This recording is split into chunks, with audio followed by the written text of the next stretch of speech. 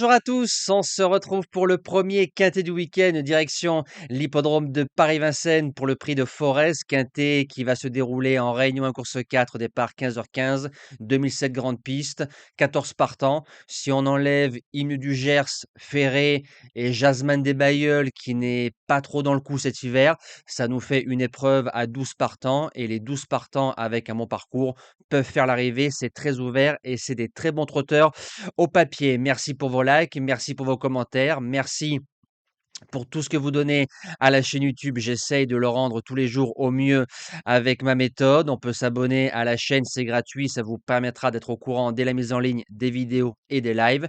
Je rappelle le prochain live en espérant que le prix de Belgique, on ne sait pas encore si le prix de Belgique sera quinté parce qu'il y a de moins en moins de restants. On croise les doigts pour qu'on se retrouve en live samedi soir à partir de 20h45 et n'hésitez pas à laisser vos avis sur le quintet du jour dans le forum des commentaires. On va retrouver les résultats d'hier, donc du côté de Pau. On est encore premier, deuxième, quatrième, cinquième, mais nos deux bases font première et deuxième. Donc les bases en ce début de semaine sont en forme et ça fait plaisir. Aucune course au trot et ça c'est bien d'annuler les réunions de Rouen et d'Angers. On peut mettre en péril les chevaux ou les hommes, donc ça c'est très très bien pour les entourages. Après, niveau des propositions pour les membres, on a fait de bons résultats, base, DM, couplet, ça passe et bravo à tous les gagnants. Allez, c'est parti pour la sélection de ce quintet qui me plaît au papier. En base gagnante, le 8 Idéal du Rocher. Le cheval va faire une semi-rentrée. Déféré des 4 et Clément du Val d'Estaing qui le connaît sur le bout des doigts. Il était engagé dans le prix de Lille dimanche. Je pense dans un lot un peu meilleur car il y avait les Européens. Sa dernière course au Trot-Monté, il est troisième. Donc ça, c'est très très bien. Ça a dû un peu lui changer les idées. Il lui faut la bonne course, mais Idéal du Rocher, sur ce qu'il a fait de mieux, bien ramené, ça peut coller pour la victoire. En deuxième base, le 12 Hubble du Vivier, qui retrouve une deuxième jeunesse sous son nouvel entraînement. Déféré des 4 chez la team Bazir, parcours de vitesse, parcours de tenue, il a rarement déçu. Il a gagné l'épreuve de référence.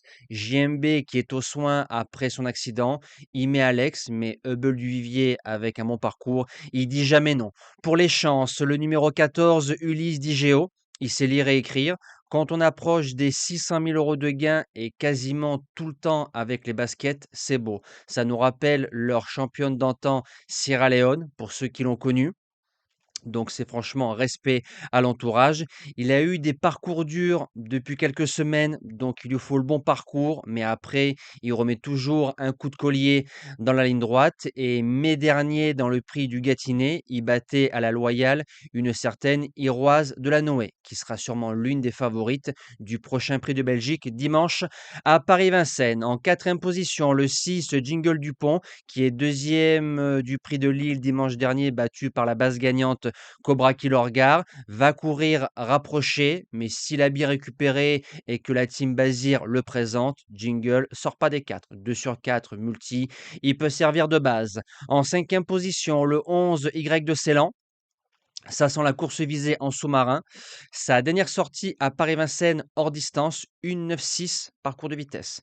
Derrière Cobra qui le regarde et Hibiscusman, deux chevaux qui ont fait l'arrivée récemment du prix de Lille. Donc avec un bon parcours en pistant, il peut jouer les belles places. En sixième position, le 2 Isofou du Chêne, détecté au berceau par mes soins à 40 000 euros de gain. Il nous a donné pas mal de satisfaction aux objectifs. Il a du coffre. Il n'a pas un gros changement de vitesse, donc il faut que ça se court pour lui, qu'il y ait du train et venir. Par contre, il est très dur. D'ailleurs, il a battu l'hiver précédent à la Loyale un certain Cobra qui le regarde.